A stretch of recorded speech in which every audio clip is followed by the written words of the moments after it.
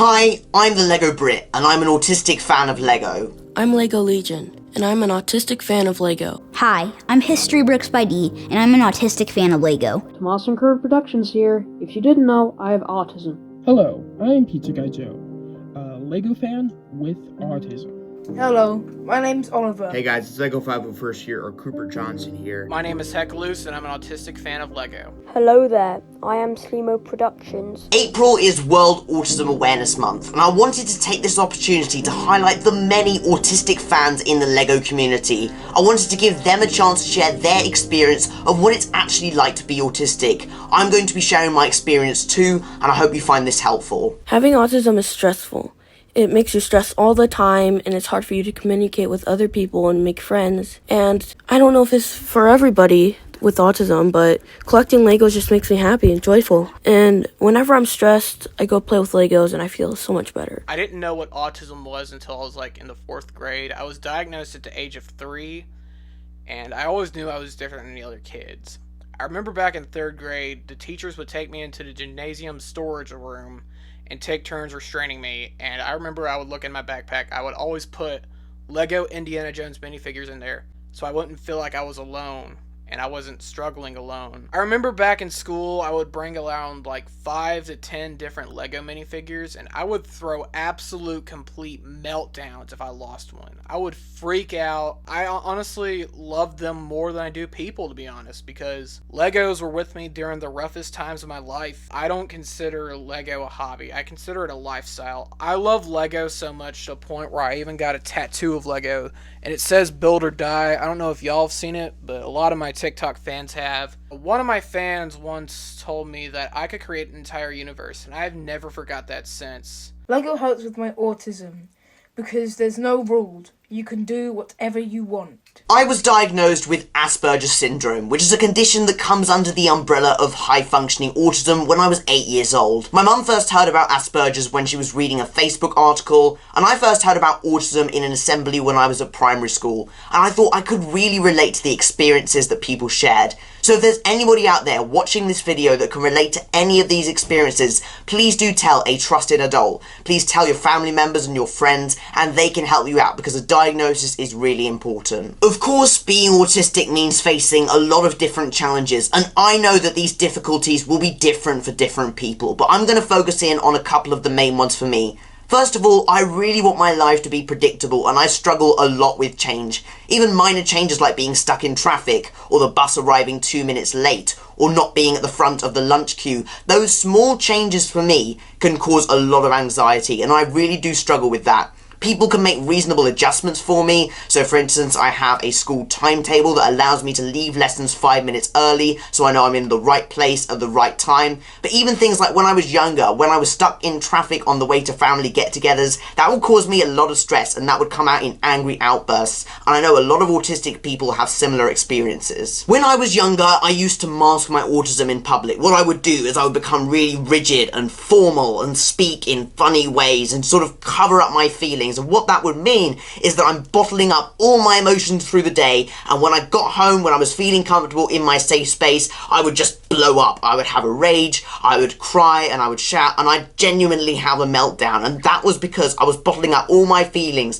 all my anxieties, and they would come out in front of the people that I was comfortable to do that with, and that was, of course, the people that I love the most, my family. That bit was hard to talk about, but I think it's important to mention it. Another big part of autism is sensory overload. And this means in certain places where it's really loud and there's loads of people and there's bright lights flashing, and it can just become very stressful for me. So for instance, when we were on holiday in Florida, we went to Universal Studios and I just did not like it. I went into shut down, there were too many people, it was too loud, the queues were too long, there was no fast pass, and I just went and sat in what they called a sensory room all day. I just sat there on my own, on my phone with these sensory lights there and just feeling certain things to make me calm down. And you know what? That really helped, and people need to be considerate when autistic people go into sensory overload. There are certain sounds and smells and textures of material that I really don't like, and some people in the past, particularly at school, have taken advantage of that, and that is not okay.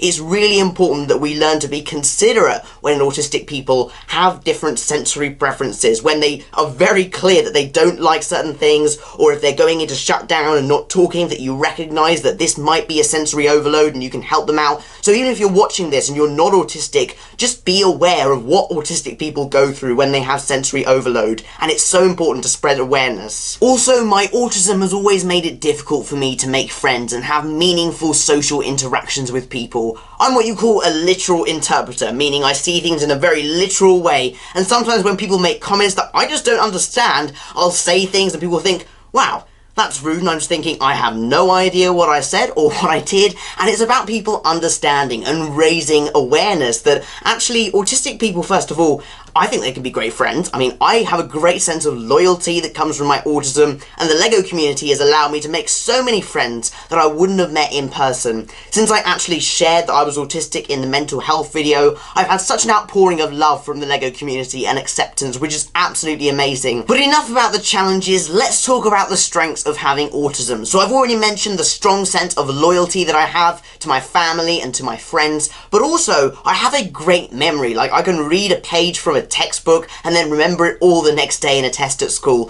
Not many people can say that they can do that. I'm also very good with a routine, as I mentioned, and I have a great sense of attention to detail, so that helps me perfect my schoolwork, but also my Lego building. I know if a piece is missing and I can work out exactly where it is. You guys have seen that in my live streams for sure. One thing that I'm massively grateful for my autism for is my special interests. So if you didn't know, I briefly touched on this in the mental health video. Special interests for lots of autistic people is essentially a topic or something that they're really obsessed about, and they just want to focus on that over and over again. And for me, of course, that's Lego, and that's particularly Star Wars, and Lego Star Wars is the culmination of that. I'm also massively into my acting and video creating, and those special interests, the Lego Brit is essentially the culmination of all my special interests. And to be honest, I probably wouldn't be here if it wasn't for my autism, doing this video right now for you and raising awareness. So you know what? It's because of my autism that I'm here. I absolutely love my special interests. I'm always driven to go and get a new Lego set, to get building, to watch the latest Star Wars things, and my special interests are probably the reason I'm doing this right now.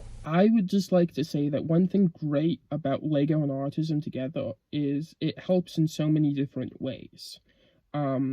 One thing I have trouble with from my autism as a side effect is my hands don't have the best motor skill and we're sick, and Lego is a great thing to do to help me with my fine motor skills. And another thing is that I have this very unique sense of life, mostly because of my autism, and I can express that to other people through Lego with stop motions. The Lego community is so good because it's just kind of it's nice to be a part of. It's like, oh cool, I can make this thing with other people who also enjoy making things. And with autism, that gives you a very good way of meeting new people, communicating with them. It just helps me do so many things, and Lego is awesome. I found out I had autism when I was in 6th class. Before then, people just thought I was weird.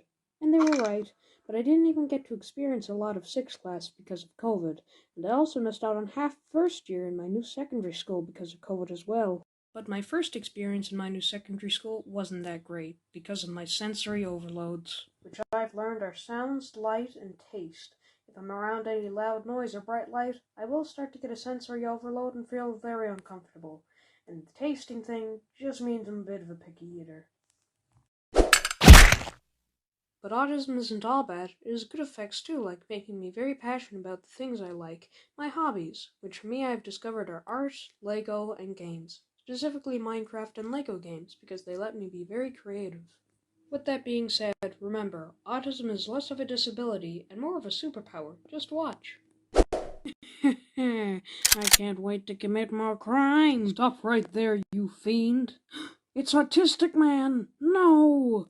That's right, you fiend. Take this! Ow. And with that said, have a nice day, and remember, be aware of sensory overloads.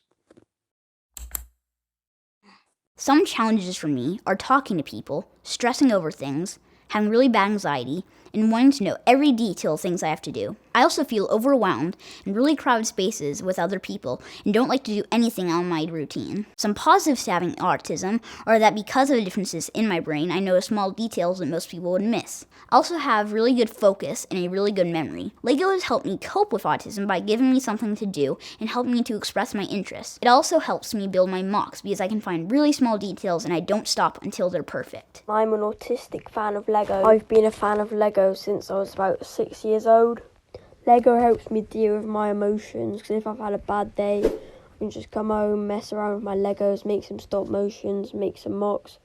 I'm in my own little world, really, and it's quite fun. Sometimes I can get a bit angry, but don't we all? What the... Now that is taking out the rubbish. I do struggle a bit with my anxiety and stuff, but I'm learning how to deal with it, so that's okay. I would like to say that with autism, people are smarter with autism, but they tend to learn differently than most people. Like, I struggle learning the basic material in school, and I needed help a lot and needed to look at things differently.